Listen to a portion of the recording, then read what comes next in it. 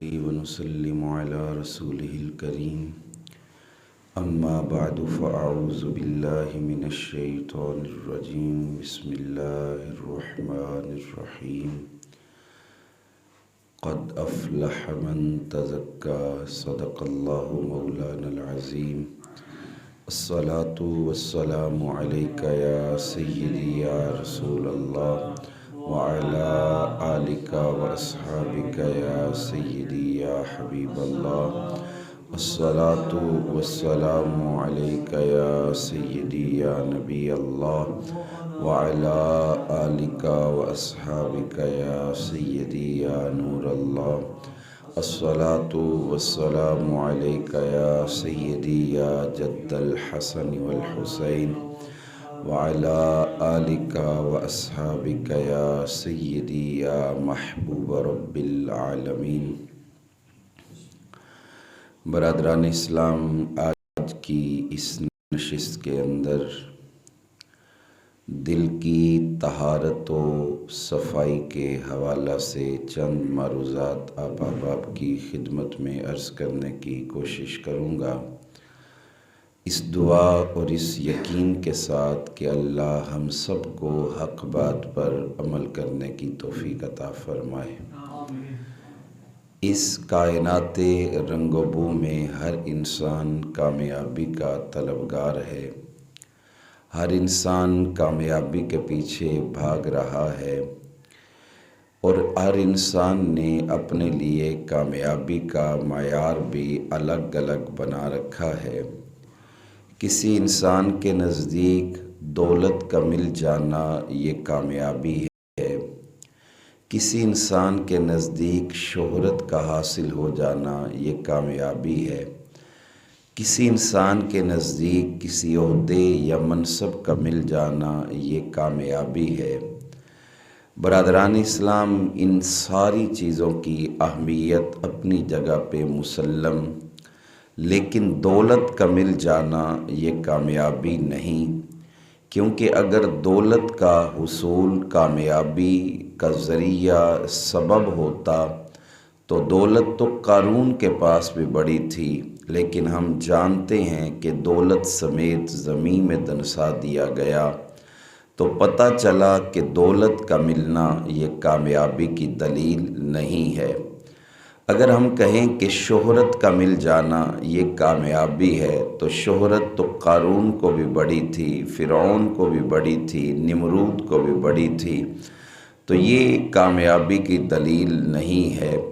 بادشاہت کا مل جانا، کسی عہدے کا مل جانا اگر کامیابی کی دلیل ہے تو عہدہ تو وقتی طور پہ یزید کے پاس بھی تھا، لیکن یزید ختم ہو گیا، اس کا نشان تک مٹ گیا۔ آج عرصہ گزر چکا ہے، نشان بھی حضرت امام حسین کا باقی ہے، نام بھی حضرت امام حسین کا باقی ہے۔ تو کیا ثابت ہوا کہ نہ دولت کامیابی کا معیار ہے، نہ شہرت کامیابی کا معیار ہے، نہ ہی دنیا کی کوئی نعمت کا مل جانا یہ کامیابی ہے، بلکہ کامیابی کیا ہے؟ اللہ کریم نے اپنے قرآن میں اس بات کو بیان کیا، ارشاد فرمایا قد افلح من تزکا، تحقیق اس نے فلاح پائی جس نے اپنا تزکیہ کر لیا، جس نے اپنے باطن کو ستھرا کر لیا، جس نے اپنے باطن کی طہارت کا انتظام کر لیا۔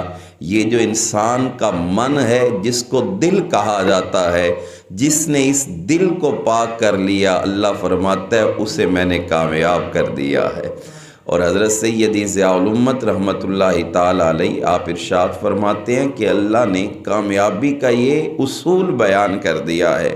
اب جو بندہ باطن کی صفائی کرتا ہے، اللہ اس جہان کی بھی ساری کامیابیاں اسے عطا فرماتا ہے، اس جہان کی کامیابیوں کا سہرا بھی اس کے سر پہ سجاتا ہے۔ تو برادران اسلام، پتہ چلا کہ کامیابی کے لیے ہمیں اپنے دل کو صاف کرنا ہوگا، ہمیں اپنے دل کو پاک کرنا ہوگا۔ دیکھیں نا، یہ دل کوئی معمولی شے نہیں ہے، یہ دل در حقیقت اللہ کے انوار و تجلیات کا مرکز ہے۔ ویسے تو یہ پورے کا پورا جسم انسانی اللہ کی قدرت اور اللہ کی تخلیق کا شاہکار اور مظہر ہے، لیکن دل جو ہے اللہ کی خاص عنایات کا مرکز ہے۔ اللہ کریم ہمارے اس دل کے اوپر خاص تجلی فرماتا ہے۔ نبی اکرم صلی اللہ علیہ وآلہ وسلم نے اس چیز کی اہمیت کو اپنی بے شمار احادیث کے اندر بیان کیا۔ حضور علیہ الصلاۃ والسلام ارشاد فرماتے ہیں کہ قلب المؤمن عرش اللہ تعالی، یہ بندہ مومن کا دل ہے جو عرش خدا ہے۔ یہ کیا ہے؟ دل عرش خدا ہے۔ اسی طرح ایک اور مقام پہ حضور سرور کائنات صلی اللہ علیہ وآلہ وسلم آپ ارشاد فرماتے ہیں کہ ان فی الجسد مضغۃ، کہ بے شک انسانی جسم کے اندر ایک لوتھڑا ہے، اگر وہ صحیح ہے تو تمام کا تمام بدن صحیح ہے، وَإِذَا فَسَدَتْ، اور اگر وہ خراب ہے تو سارے کا سارا بدن خراب ہے۔ فرمایا الا وہی القلب، یاد رکھنا وہ تمہارا دل ہے۔ اگر دل ٹھیک ہے باقی سارا جسم ٹھیک ہے، اگر دل خراب ہے تو باقی سارا جسم خراب ہے۔ دل ہی ہے، اگر اس کے اندر گناہ کا خیال ہے تو بندے کی آنکھ بھی گناہ کرے گی۔ دل ہی ہے جس کے اندر گناہ کا خیال ہے، بندے کا ہاتھ بھی گناہ کرے گا، بندے کا پیر بھی گناہ کی طرف چل کے جائے گا۔ لیکن اگر دل میں نیکی کا خیال ہے، انسان نظروں کو بھی پاک رکھے گا، انسان سوچ پاک ہوگی، انسان اپنے عمل کو بھی پاک رکھے گا۔ جب عمل کو پاک رکھے گا اللہ اس جہان میں بھی سرفراز فرمائے گا، اللہ اس جہان میں بھی سرفراز فرمائے گا۔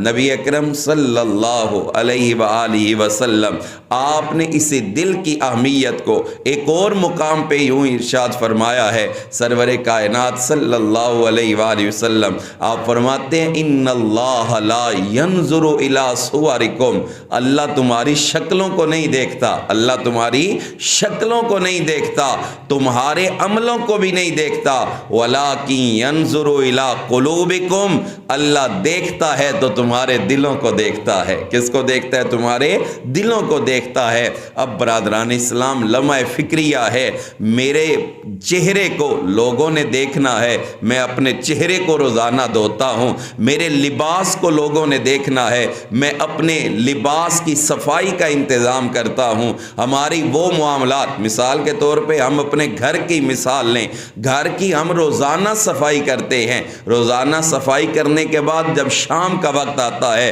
وہی دوبارہ سے گندگی، دوبارہ سے ڈسٹ ہے، جب صبح ہوتی ہے دوبارہ صفائی کی جاتی ہے۔ آپ خود کہ اگر ایک ہفتے تک صفائی نہ کی جائے تو گھر کا نقشہ بدل کے رہ جاتا ہے۔ اسی طرح انسان کا جو بدن ہے، اگر ہم مثال کے طور پہ روزانہ نہاتے ہیں ہمارا جسم صاف رہتا ہے، میل کی تہ نہیں جمتی، لیکن اگر نہانا چھوڑ دیں تو میل جم جاتی ہے۔ تو یہ ہے ظاہری صفائی جو ضروری ہے۔ اسی طرح برادران اسلام دل کی صفائی کا بھی معاملہ ہے۔ اگر آپ دل کی صفائی نہیں کرتے، دل زنگ آلود ہو جاتا ہے، دل آپ کا خراب ہو جاتا ہے، اور جب دل خراب ہوتا ہے تو پھر انسان نیکی بھی نہیں کر سکتا، گناہ سے بھی نہیں بچ سکتا۔ اس لیے ضروری ہے کہ دل کی طہارت کی جائے، دل کی پاک دامنی کا، دل کی طہارت اور نظافت کا خیال رکھا جائے۔ خدا کی عزت کی قسم اس سے بڑی اہمیت دل کی بیان نہیں کی جا سکتی۔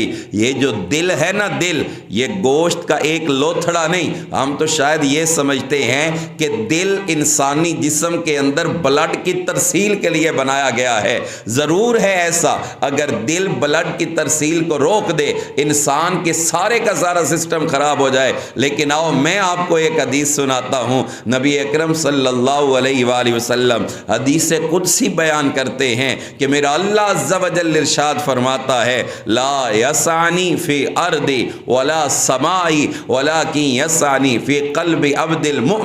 اللہ فرماتا ہے میرے بندے میں زمینوں میں نہیں سماتا، میں آسمان میں بھی نہیں سماتا۔ یا اللہ پھر تو کہاں پہ سماتا ہے؟ اللہ فرماتا ہے میں اگر سمانے پہ آؤں تو بندہ مومن کے دل میں سما جاتا ہوں۔ کہاں پہ سما جاتا ہوں؟ بندہ مومن کے دل کے اندر سما جاتا ہوں۔ وہ حضرت سلطان باہو رحمت اللہ تعالی علیہ آپ کیا فرماتے ہیں کہ اے تن اے تن رب سچے دا حجرا وچ پا فقیرہ جھاتی ہو نہ کر منت تو خاج خضر دی تیرے اندر آب حیاتی ہو شوق دا ڈیوا بال ہنیرے متا لبے یار کھڑاتی ہو مرن تو پہلے مر گئے باہو جنہ حق دی رمز پچھاتی ہو۔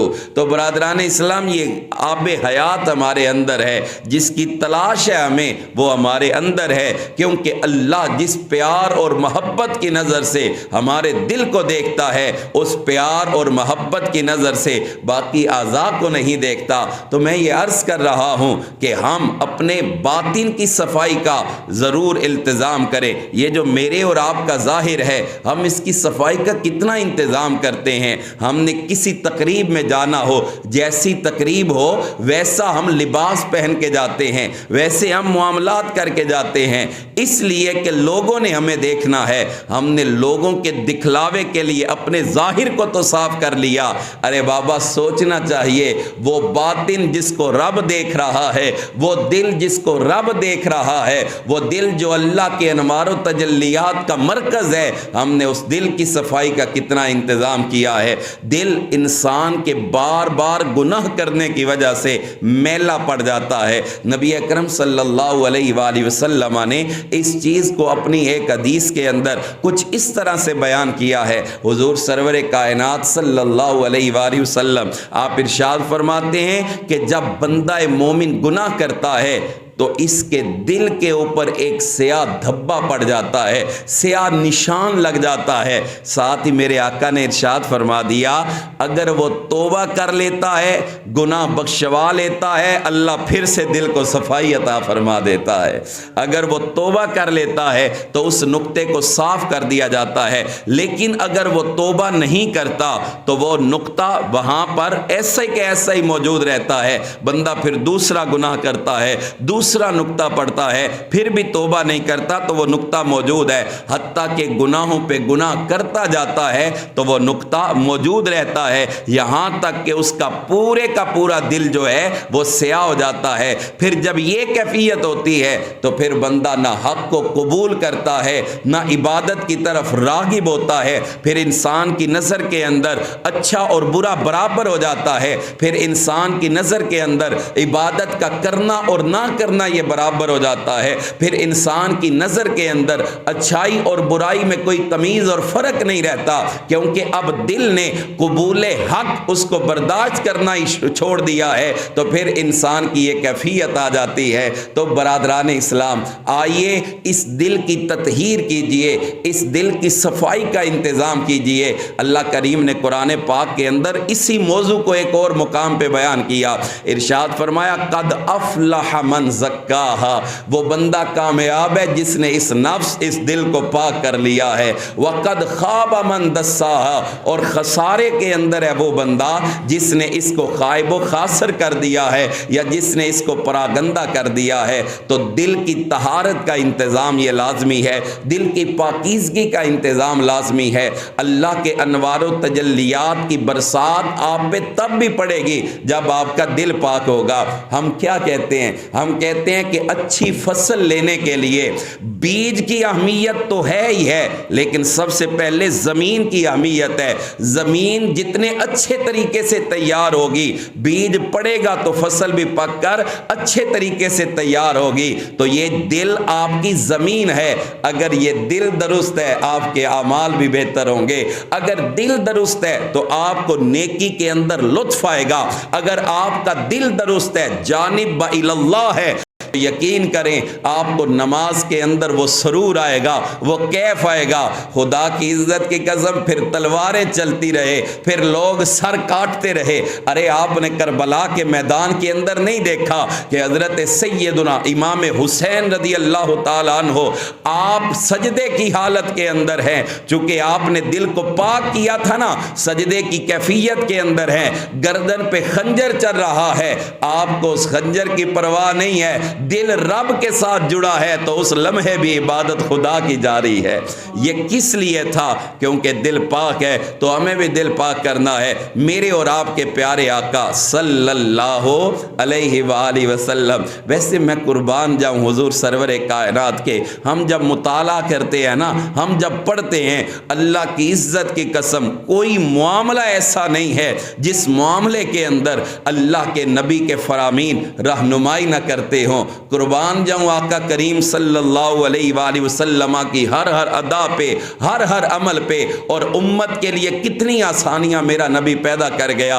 حضور علیہ السلام 1450 سال پہلے جانتے تھے کہ میرے امتیوں کے دل پراگندہ ہوں گے، تو حضور سرور کائنات صلی اللہ علیہ وآلہ وسلم اس دل کی طہارت کے حوالے سے پہلے ہی حکم ارشاد فرما گئے۔ میرے کریم آقا صلی اللہ علیہ وآلہ وسلم آپ ارشاد فرماتے ہیں لِكُلِّ شَيْءٍ ثِقَالَةٌ، ہر چیز کو زنگ لگ جاتا ہے۔ کیا لگ جاتا ہے؟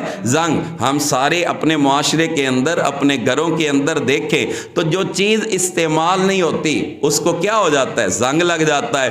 زنگ لگتا ہے تو وہ چیز کیا ہو جاتی ہے؟ خراب ہو جاتی ہے۔ تو حضور سرور کائنات صلی اللہ علیہ وآلہ وسلم آپ ارشاد فرماتے ہیں کہ ہر چیز کو زنگ لگ جاتا ہے۔ لِكُلِّ شَيْءٍ ثِقَالَةٌ، حضور علیہ السلام فرماتے ہیں ہر چیز کے زنگ دور کرنے کا کوئی نہ کوئی طریقہ ہے۔ لوہے کے زنگ کرنے کا طریقہ ہے، اسی طرح مختلف دھاتوں کے زنگ دور کرنے کے طریقے ہیں۔ حضور فرماتے ہیں ہر چیز کے لیے زنگ دور کرنے کا کوئی نہ کوئی طریقہ ہے۔ وَثِقَالَةُ الْقَلْبِ ذِكْرُ اللَّهِ تعالی، اور اگر دلوں کو زنگ لگ جائے کثرت سے اللہ کا ذکر کرو، اللہ دلوں کے زنگ کو دور فرما دیتا ہے۔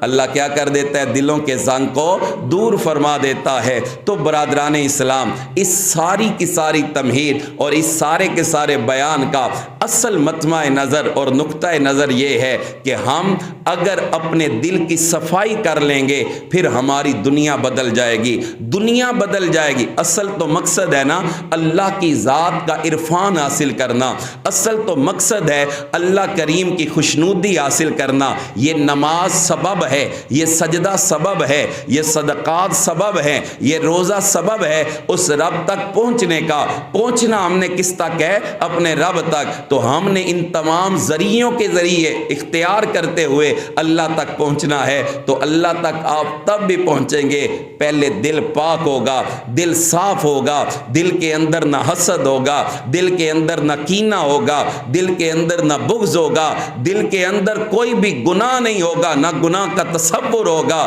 پھر آپ دیکھیے کہ آپ کا دل مقام کتنا پاتا ہے۔ بس میں ایک حدیث مفہوماً اور عرض کر کے اپنی گفتگو کو ختم کرتا ہوں۔ حضرت عبداللہ بن عمر رضی اللہ تعالیٰ عنہما آپ ارشاد فرماتے ہیں کہ سرکار کریم کی مجلس لگی ہے۔ حضور علیہ السلام اچانک فرماتے ہیں میرے صحابہ اگر کسی نے اس انسان کو دیکھنا ہے دنیا میں رہتے ہوئے جو جنتی ہے تو ابھی مجلس میں جو آئے گا اسے دیکھ لینا، اللہ نے دنیا میں رہتے ہوئے اسے جنتی بنا دیا ہے۔ حضرت عبداللہ بن عمر کہتے ہیں آنے والا آیا، ایک بزرگ سا آدمی تھا، بال بکھرے ہوئے تھے، حالت بڑی عجیب تھی، وہ آیا بیٹھ گیا۔ اللہ کے نبی کا فرمان ہے نا، حضور فرما رہے ہیں کہ یہ جنتی ہے۔ آپ فرماتے ہیں اگلا دن آیا، نیکسٹ ڈے آیا، اللہ کے نبی نے پھر یہی ارشاد فرمایا، کہتے ہیں پھر وہی کل والا بندہ آیا، اللہ کے نبی نے جنت کی بشارت دی۔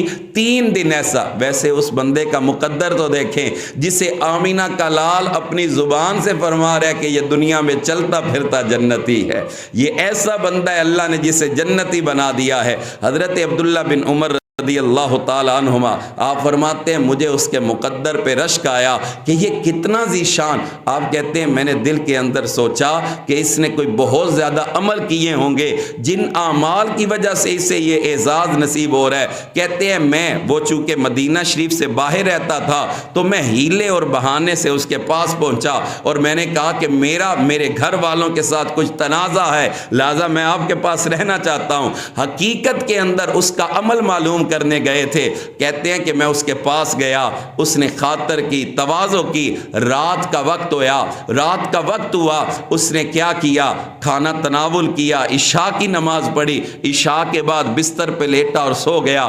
حضرت عبداللہ بن عمر کہتے ہیں میرے ذہن کے اندر خیال تھا کہ یہ رات کو اٹھ کے عبادت کرتا ہوگا، یہ سوتا نہیں ہوگا۔ کہتے ہیں ساری رات وہ سویا رہا، صبح فجر کا وقت ہوا، فجر کے وقت میں اٹھ کے اللہ کی بندگی کرتا ہے، اللہ کو سجدہ کرتا ہے۔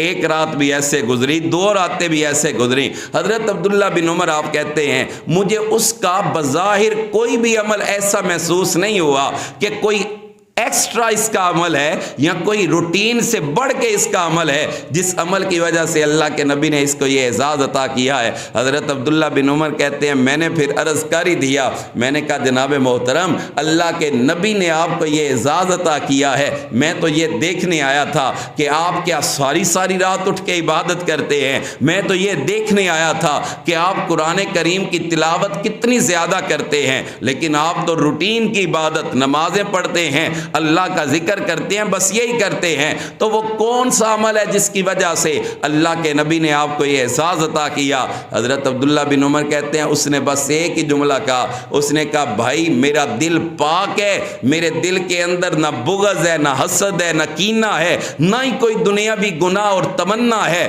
بس میرا دل پاک ہے۔ اس دل کے پاک ہونے کی وجہ سے اللہ کے محبوب نے یہ اعزاز عطا فرما دیا ہے۔